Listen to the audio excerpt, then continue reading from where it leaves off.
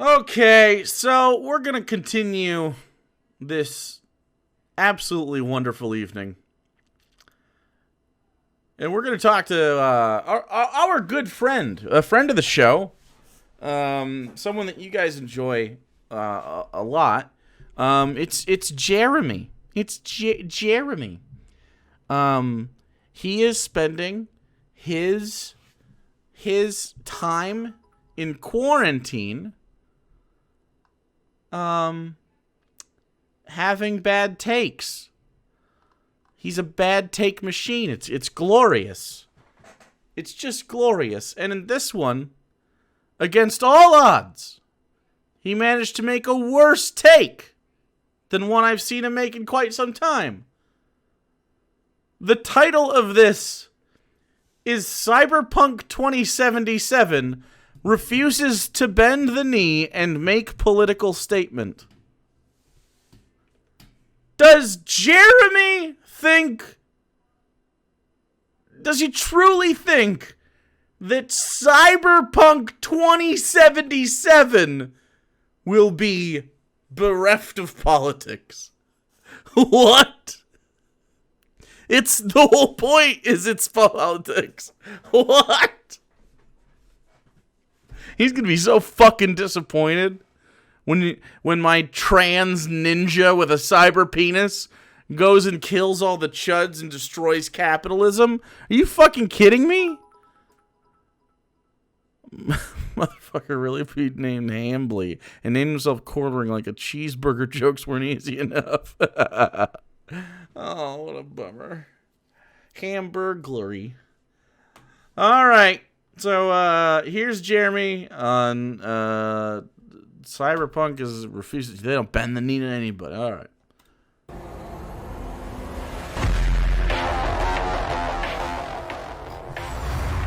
Can't deny it, it's all true. But everybody still wants to live here. This city's always got a promise for you. It's got Might be a memes. lie, an illusion. But it's there, just around the corner. And it keeps you going.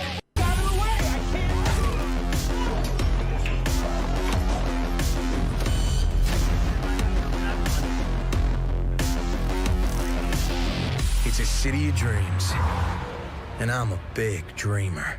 What's going on, everyone? Jeremy here from The Corner. I hope you're having a wonderful, wonderful day. If you are, make sure to smash that like button. And hopefully today will be the day I earn your subscription. Oh my god. What does he? He's got a tribal tattoo, right?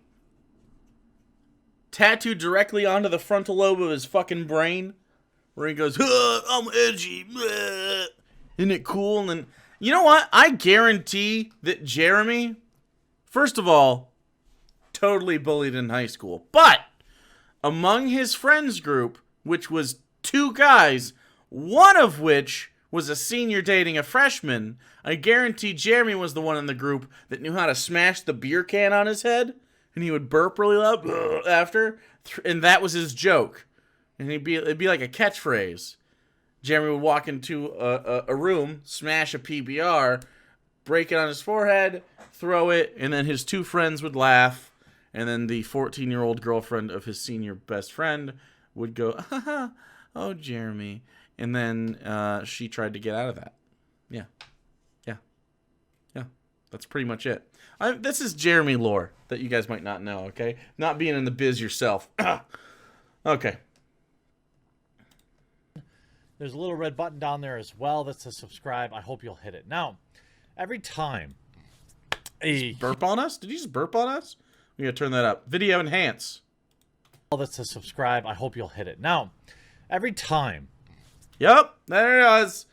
Now, I burp on you guys sometimes, okay? But I don't give a fuck, okay? Alright? I'm just letting you know that he did it. He did it, okay? He belched on us. I didn't need that. I didn't need the PBR in us, okay? Mine's at least just Diet Coke. You know what I'm saying? Mine's just Diet Coke. His is PBR. Not cool. Fucking not cool. A huge video game gets released. Every time a new game gets announced even, there's an immediate battle. Two sides.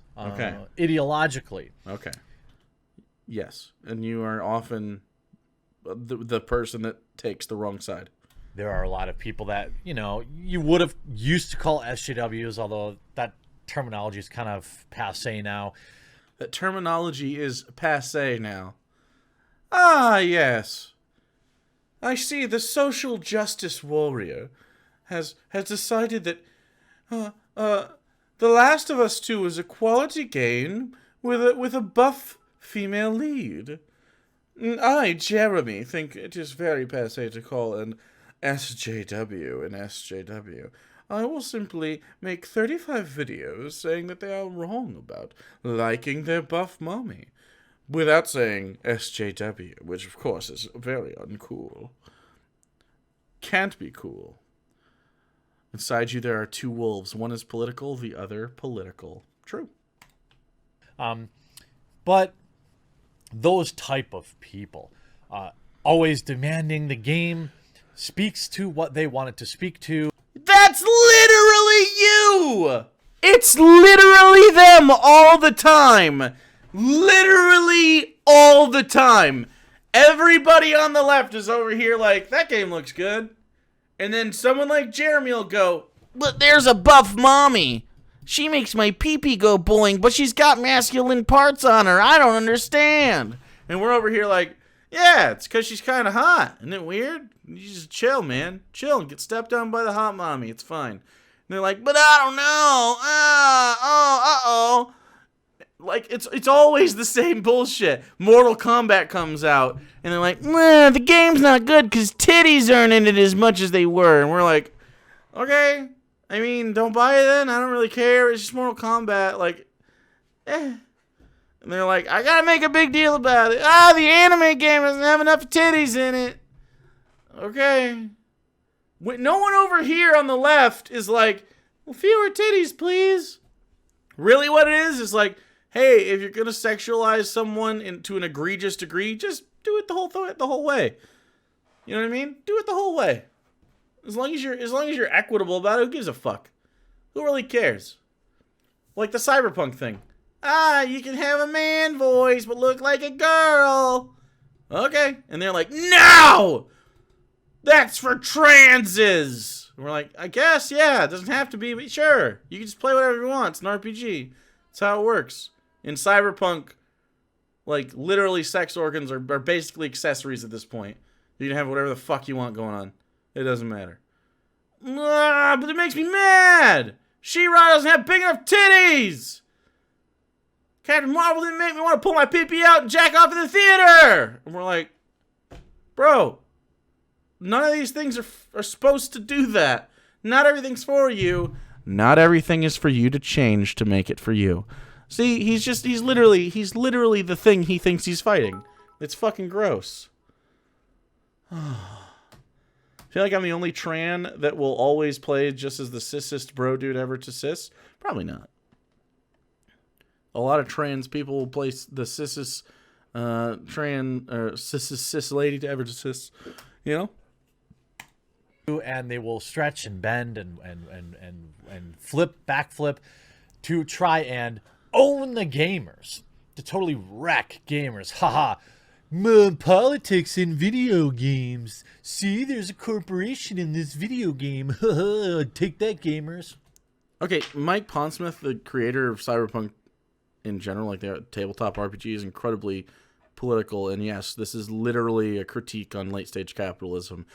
Yes. What? Yes. It is absolutely 100% a critique on capitalism, Jeremy. It's not even close to... It's not even close to just nodded to. It's literally, like, explicit in the rules of the game.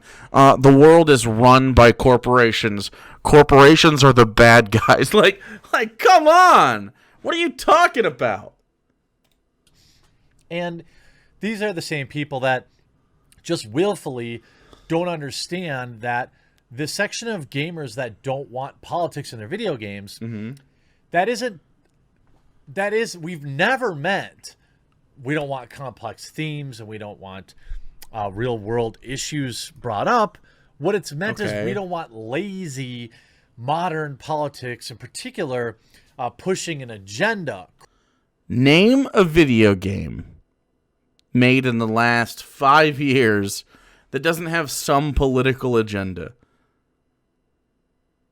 Like, I can think of Pong. That's not 5 years. Pong and, like, Pac-Man and, like, you know, there's like, puzzle games like Tetris.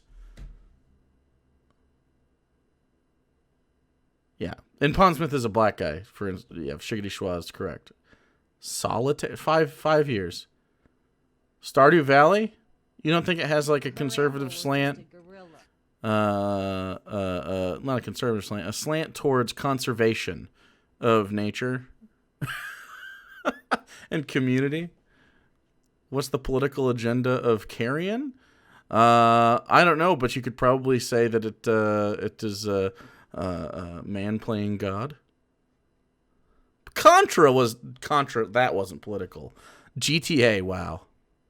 Really? You typed GT. Well, that was a joke, right? You typed Grand Theft Auto into it, and that was a joke. BioShock Infinite. Fuck off, jerf. God damn you. God damn you.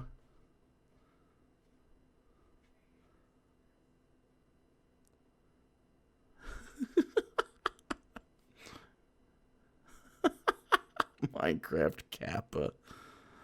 There's no game, story-driven. There's no story-driven game that doesn't have politics in it. Politics are everything. It's everything. What are games that Jeremy likes? Like the Modern Warfare games? Do you think war might have a little politics in it? Minecraft is absolutely pro-colonialism. Yeah. Yeah. Flash games. Jesus Christ. Yeah. Exactly, Yotaku. That was basically what I was going to say next. Games are art, and art tends to have a message. Yeah. It's just dumb. It's such a stupid thing. Crammed into the video game. We want the narrative to speak for itself, or to allow the player of the game to make up their own mind. That's totally fine. Having a dictator in a video game, yeah, that's politically inherently. That's politically inherently. It's never what we've been talking about. But because the people that are against, or that are for that want to have, like, Bernie for president in the next video game, they can't win that argument, because then they would have to admit that it's propaganda. They always try to misrepresent it. Would you say that a pro-Trump video game is propaganda, or would he think that it's just fucking rad? I just gotta be honest. You right? Like, come on, bro. First of all, propaganda is a lot of things. People misunderstand what propaganda is, okay? Propaganda is literally anything that uses your emotions to sell you on a thing. And that's a lot of things. That's so many things. A Coke commercial is propaganda for Coke. Now, political propaganda can be a little different. It can be trying to sway you in certain ways. Saying fake news is propaganda. Yes. He doesn't understand, though, how to identify propaganda. He's stupid. And now, Cyberpunk 2077, now that... ASPCA commercial? Yes. Propaganda works, too. That's why it happens. Ghost of Tsushima's out. It's basically the next big release of the year, not till November. We found out today a little bit about Cyberpunk 2077. Pre-order details, bonuses, discounts, and more. Look, do not pre-order. I know a bunch of you did. I see you in my live chats when we're live streaming. I know that you like to pre-order. All right. But please don't. There is literally no benefit. All you do is open yourself up to a bad day one experience. In fact, there's a ton of value in just waiting a few weeks. Let everything get patched out and fixed. There's even more value in waiting 6 months, when you can get the game at half price. But that's neither here nor there. I'm not going to tell you how to spend your money. I wish you wouldn't pre-order. A lot of people say, oh, CD Projekt Red earns it. Okay, fine. It's got some strong competition, but Cyberpunk 2077 might be the biggest game of 2020. A fallout from developer CD Projekt Red's Witcher 3 Wild Hunt. Cyberpunk. This is the part of the video where we get to listen to Jeremy read. We'll do his best. We called on him in class. We shouldn't have, but we got back to Jeremy yet again, and he has to read. It's a small class. It happens a lot. this is a bummer. This is just a big fucking bummer. I don't want to deal with it. You don't want to deal with it, but we have to deal with it. Okay? As far as pre-ordering is concerned, I don't give a shit what you do. I don't care. I think sometimes it's bullshit, but someone like CD Projekt Red is fine. Shifts the developer's focus from past to future, but the choice-driven storytelling, strong characters, and evocative world-building CDPR is known for all look to be intact. It also starts... Oh my fuck! Sorry I yelled. I just, oh buddy. Does it bother you guys? It bothers me so much. The grift includes his inability to read. Like, this might be the biggest problem for me. Is because, like, his content is reading. It's reading someone else's content. And then he just goes, whoa, whoa, whoa, and he drools on himself, and he smells like cheese, and then he ends after 10 minutes. Like, come on. Stars the breathtaking Keanu Reeves as Johnny Silverhand, which is pretty cool. After a series of delays, Cyberpunk 2077 is currently set to release November 19th, so it'll just make the cutoff for 2020. November 19th is perfect. It can get under everybody's Christmas tree or Hanukkah bush. What do you put up for Hanukkah? I don't know. I don't know. I award you no points. And Dude, I know he has editors, but they aren't doing anything. may God have mercy on your soul. Whatever it is that your presents go under or next to or on top of, it can make it there. And that's the play, I think. Really, that's the play. Jeremy's an 8th grade popcorn reading simulator, but he's the kid who doesn't know he's illiterate and still thinks he's a genius. Basically, he's Conrad. Oh, boy. You remember popcorn reading? That was stupid. I'm not a fan of that shit. As a former teacher, you know which kid can't read. People will want a next-gen console and a copy of Cyberpunk 2077 for Christmas. Now, when I was a kid, I never would have dreamed of asking for a new gaming console, but times are different, apparently, these days. And in a world that's just so awful, people have more money than ever to spend on frivolity. Now,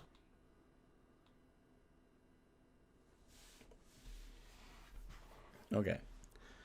All right. Oh, my God. Okay, first of all, lower class people aren't getting the new consoles. That just isn't happening, okay? There's people that can afford something like this. But here's the reason that they afford something like this, okay? They can't afford to actually go do anything else. There is a reason that if you spend $60 and I get hours and hours and hours and hours of stimulus out of a thing, GTA is a great example. Fortnite is a great example. Things that, like, you could just grind forever and ever because people can't afford to go out. Not to mention, we're in the middle of a fucking pandemic. And people are stuck in their houses, dude. And then, like, it's so weird. This is the same critique as, like, why did millennials spend so much time on their phones? It's a black mirror into our soul. Shut the fuck up. People like what they like, dude. And it has nothing to do with oh, if everything's so bad, why do you have a PlayStation? Like, this idea that people that want a better life should live in fucking sackcloth and not have a day of enjoyable experiences? Do you know how many people have PlayStations? And I'm preaching to the fucking choir in this chat here. How many of you, especially when it's not quarantine and you guys got to work for a living, right? How many of you barely get to touch your video games? How many of you barely get to touch them now? And you might be home more than you are. Right? When's the last time you were able to sit there and know life again? Now, there's some younger people in here that absolutely can. There's some people that are fortunate enough, you know? But damn. Like, what's the, like, why attack half your viewer base? Because they want to stay home and play a video game that is both safer and in the long run cheaper than a lot of the other things that we have to offer. There's a reason that lower class people stay inside and play video games and shit, man. Yeah. Like, what do you want these people to do? Just fucking wallow? Just wallow? God, this is classist bullshit. what's coming with it? Well, you get some cool pre-order bonuses. By the way, I have a lot of Cyberpunk art behind me from Display. There's a link in the description below. Just saying. They've been strong to the channel. A lot of different merchandise, a lot of different stuff. So pre-ordering Cyberpunk Standard Edition. Anyone who pre-orders Cyberpunk 2077 Standard will receive the base game and any applicable pre-order bonuses. Digital content, including art booklet, game soundtrack, wallpapers, desktop for mobile, and Cyberpunk 2077 sourcebook. So, really nothing. It comes with some physical goodies, such as Night City postcards, a World Compendium stickers, and a map of Night City. Okay, all right, that's better. Here's what I think is really interesting. The Standard Edition is currently on sale for $49.95. NANI? What? Get it now. See, you can save money up front.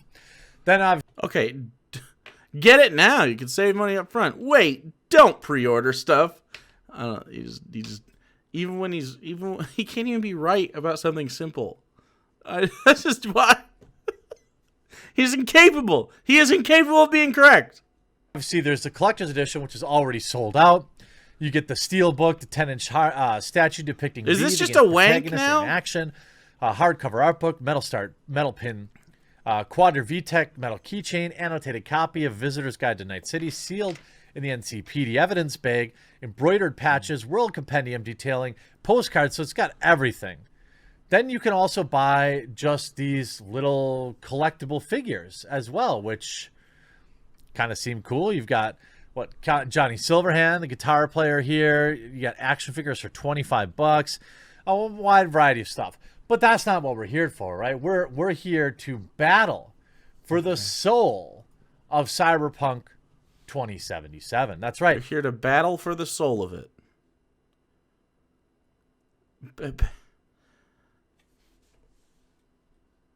Do I ever come across is that fucking corny?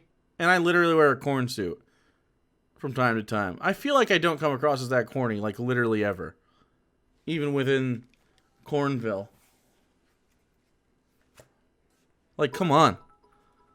He just admitted that was all filler and he had nothing to do with the video. I know, right? Jesus Christ. It has to be political. It has to be. It has to agree with my worldview. I know it does, Jeremy. Cyberpunk 2077 dev on BLM influences. Ours is a work of art, not a political statement. Oh, no! You know, now this article is on WCCF Tech, which, no disrespect, will likely be a feeder site to sites like Kotaku and Polygon, who will now politicize this non-political statement. You're going to see a lot of people in the streets crying their eyes out. I don't think anyone's crying their eyes. I don't care. The source material for Cyberpunk 2077 is known to be a critique of sorts of some issues of contemporary society, such as inequity, following a wave of protests in the United States. Polish website Spider's Web asked Cyberpunk 2077 quest designer Paweł Sasko whether the BLM movement fostered any changes in the upcoming game, chiefly in its quest below. Why would it foster any changes in the game? It's almost out. What? You can find his translated answer. Quote, the important point is that we already have a recorded game at this stage. Actually, for a long time. This is the last stage and we don't change anything in the story we are telling. Add nothing or remove anything. These events, as you notice yourself, took place very recently. Yep. Why would they add anything? You know what's interesting, though? I'm concerned because some people are talking about certain things being removed from the game. The second point is, I'm concerned because some things might be removed from the game. Like what? Like what? for us, Cyberpunk 2077 and The Witcher are games that show our philosophy as a studio. The game we are working on is an entertainment medium to a large extent, but for us, it's also an art. A work that shows our vision. It is difficult for me to imagine the events that would have to happen for us suddenly to find that we are changing or moving something in order to not touch specific elements. Anyway, I think you saw elements in the game that touch it, so you could find out for yourself. For me, the most important thing is that our game is not a political statement, a political thesis. I love that He says, the most important thing is that the game is not a political statement, a political thesis. Do you know why? Do you know why? First of all, I agree with the second part. Cyberpunk 2077 is a work of art. Did you see this? I think you saw elements in the game that touch it. It will touch on class issues. It will touch on capitalism. It will touch on these things. We'll be talking about it. It'll be a main part of the thing. It's political. Just because it's... The game isn't making one political statement. It doesn't have one political message. It has politics suffusing it. It doesn't need a political thesis.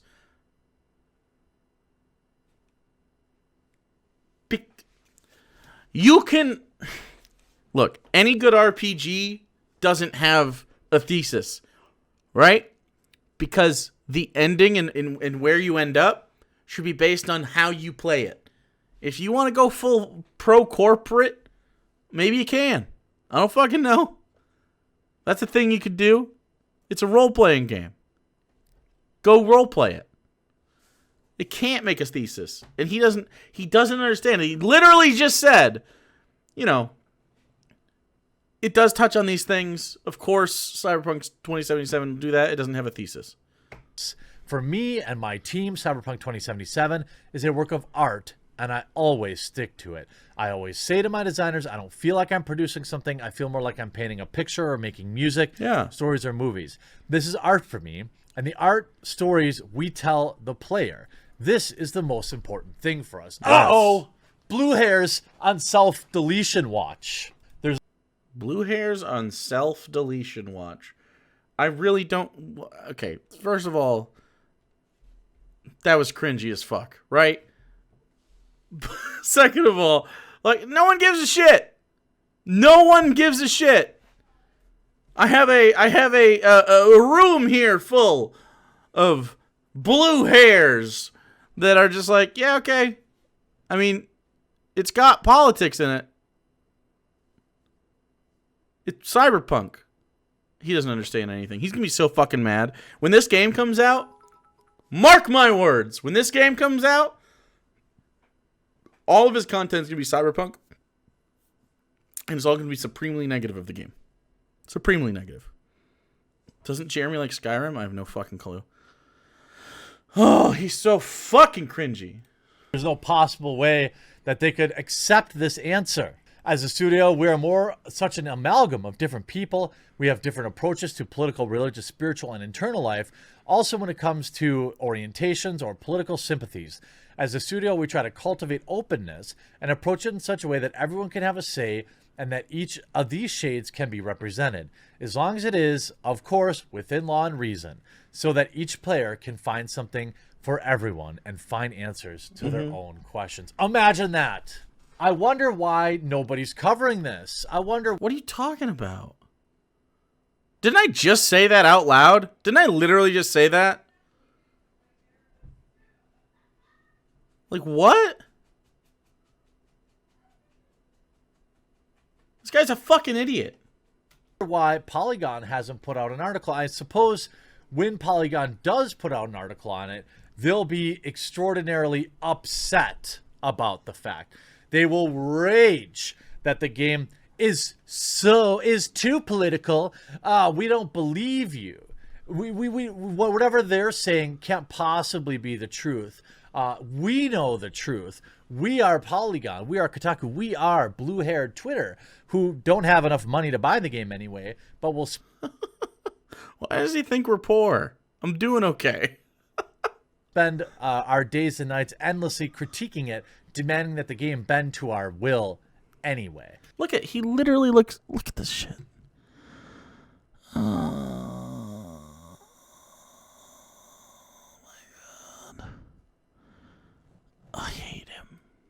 I hope you enjoyed this video. I'm looking forward to Cyberpunk 2077, but I'm not... No one enjoyed this video. No one enjoyed this video. God, fucking... Jesus.